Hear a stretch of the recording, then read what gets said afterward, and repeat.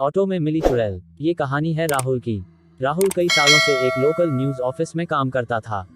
एक शाम जब ऑफिस की छुट्टी होने वाली थी तो अचानक से एक जरूरी काम आ गया जिसे सिर्फ राहुल ही कर सकता था। इसलिए राहुल को ऑफिस से निकलने में रात के 2 बज गए।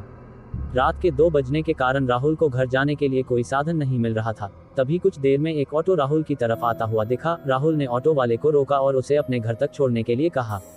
ऑटो वाला राहुल को ऑटो में बैठा के उसके घर की तरफ चल दिया। कुछ दूर चलने के बाद रास्ते में 2 औरत मिली। वो भी ऑटो वाले को हाथ देकर रुकने का इशारा किया। तभी ऑटो वाले ने राहुल से पूछा, सर इनके लिए ऑटो रोकूं या नहीं?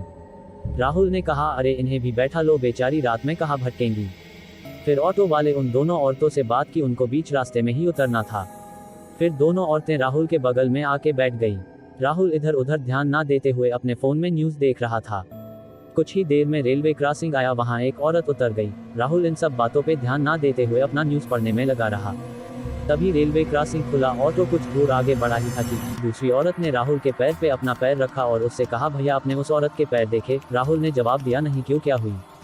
वो कहने लगी, उस औरत के दोनों पैर उल्टे थे। फिर राहुल ने कहा, तो इसमें क्या हुआ अगर पैर उल्टे थे तो? तब उस औरत ने कहा, भैया सिर्फ चुड़ैल के पैर उल्टे होते हैं। उस औरत की बात सुनते ही राहुल हंस पड़ा और कहा, ऐसा कुछ नहीं होता। औरत ने गुस्से में आके कहा कि अच्छा ये बात है तो मेरे पैर देखो। राहुल ने उस औरत के पैरों की ओर देखा। उस औरत के भी पैर उल्टे थे। फिर राहुल ने उस औरत के चेहरे की तरफ देखा। एकदम डरावना चेहरा, पीले पीले दांत, चेहरे की चमड़ी फटी हुई थी। इतना भयानक दृश्य देख के राहुल वही बेहोश हो गया। तभी ऑटो के सामने वो दूसरी चुड़ैल भी आ गई। उसको देख के ऑटो ड्राइवर जोर से चिल्लाया और ऑटो सामने के एक पेड़ से टकरा गई। वो दोनों वही बेहोश हो गए। जब उन्हें होश आया तो वो दोनों हॉस्पिटल में भर्ती थे। ऑटो का एक्सीडेंट होने की वजह से उन दोनों को चोट लग गई थी।